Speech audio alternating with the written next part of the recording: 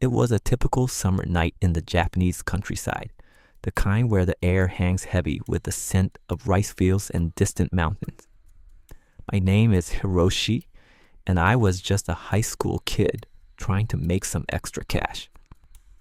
The gas station I worked at was this lonely outpost on a quiet road miles from the nearest town.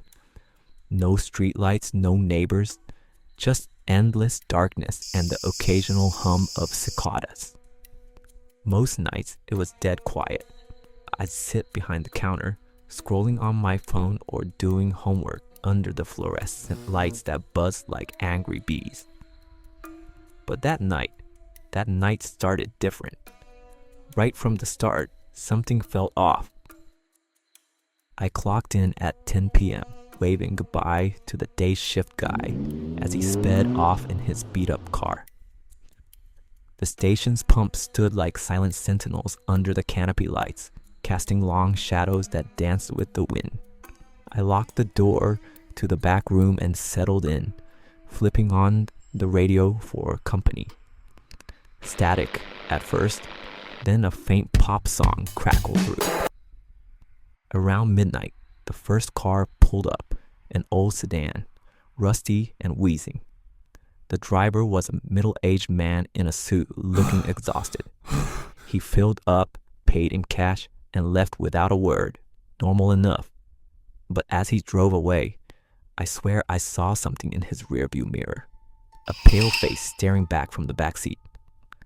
I blinked, and it was gone. Probably just my imagination, right? Working nights does that to you.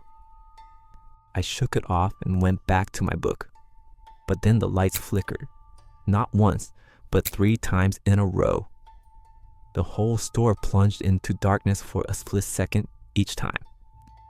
I checked the breaker. Everything fine. Must be the old wiring, I told myself. The countryside grid isn't the most reliable. By 1 a.m., the boredom set in. I stepped outside for some fresh air, leaning against the wall and staring at the empty road. That's when I heard it. A soft whisper, like wind through leaves, but there were no trees nearby. It sounded like a name. My name? Hiroshi. No, couldn't be. I hurried back inside, heart pounding a little faster. The next customer arrived around 2 a.m. A woman on a bicycle, which was weird because who bikes out here at this hour? She bought a pack of cigarettes and a soda, her hand is trembling as she handed over the money.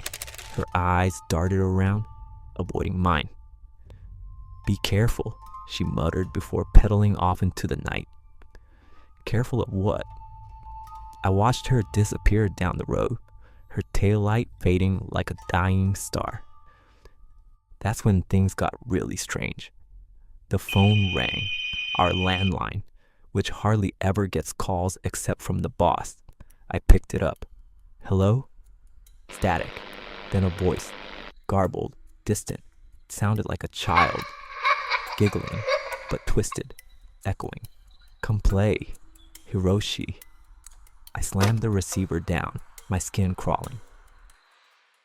I tried to distract myself by restocking shelves. Cans of energy drinks, bags of chips, mundane stuff. But as I bent down, I felt it. A cold breath on the back of my neck. I whipped around. Nothing. Just the empty aisle. The security camera feed on the monitor showed static in that corner. Great, now the tech was glitching too. By 3 a.m., I was on edge. The radio started acting up, switching stations on its own, from pop to news to silence. Then, out of nowhere, an old folk song played. Something about lost souls wandering the roads at night. In Japanese folklore, there are eerie, ghosts who can't find peace. They haunt places like this, isolated spots where the veil between worlds thins. I laughed it off nervously. Get a grip, Hiroshi, I said aloud. But my voice echoed weirdly in the empty store. Then came the knocking. soft at first on the glass door. I looked up, no one there. It stopped, started again, louder. I approached slowly, peering into the darkness. A shape? No, just shadows. But the knocking persisted, rhythmic like a heartbeat. I unlocked the door, stupidly, and stepped out. The air was colder than before, unnaturally so. "Hello," I called. Silence. Then, from the pumps, a figure emerged, tall, cloaked in black, face hidden. It didn't walk, it glided toward me. My blood ran cold. I backed inside, locking the door. The figure stopped at the glass, pressing a hand against it. Pale, bony fingers. No face visible, just darkness under a hood. It whispered through the door, "Let me in. It's cold out here." I grabbed the phone to call the police, but the line was dead. The lights flickered again, plunging everything into black. In that moment, I heard footsteps inside the store, behind me. I spun around, phone flashlight on. The beam caught something. A child?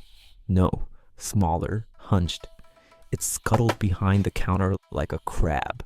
My heart hammered. "Who's there?" No answer. I edged forward, shining the light. Nothing. But on the counter, scratches appeared, fresh like claws. The figure outside knocked harder now, glass rattling. "Hiroshi, open up." How did it know my name? Panic set in.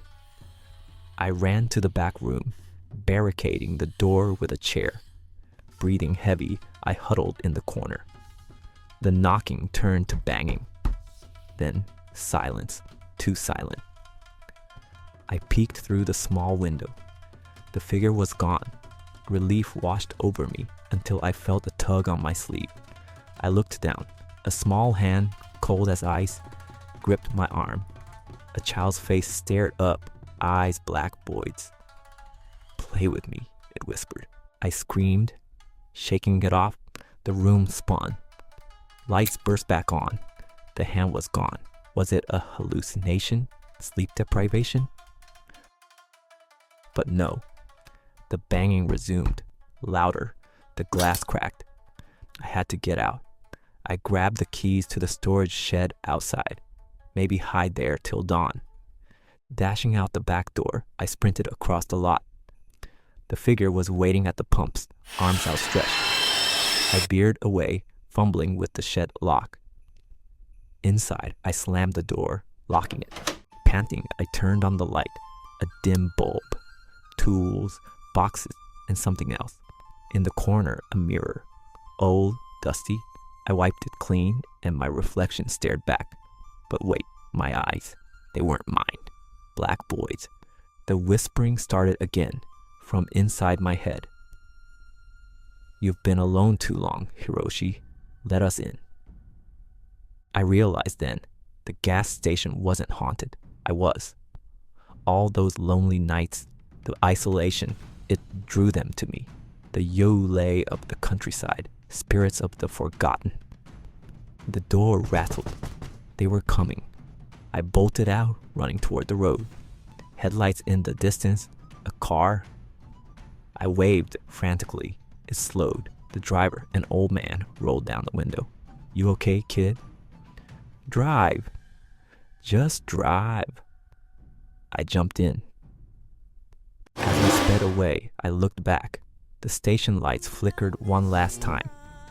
Figures swarmed the building, dozens, pale and wailing. The old man glanced at me. "You saw them too, huh? That place, it's cursed. Been that way since the accident years ago. Kids like you shouldn't work there." I nodded, shivering. But as we drove, I felt a chill on my neck again. A whisper, "We'll find you." That was my last shift. I quit the next day. But sometimes at night I hear the knocking and I wonder, did I really escape? If you're ever in the Japanese countryside late at night and you stop at a lonely gas station, Be careful. You might not be as alone as you think.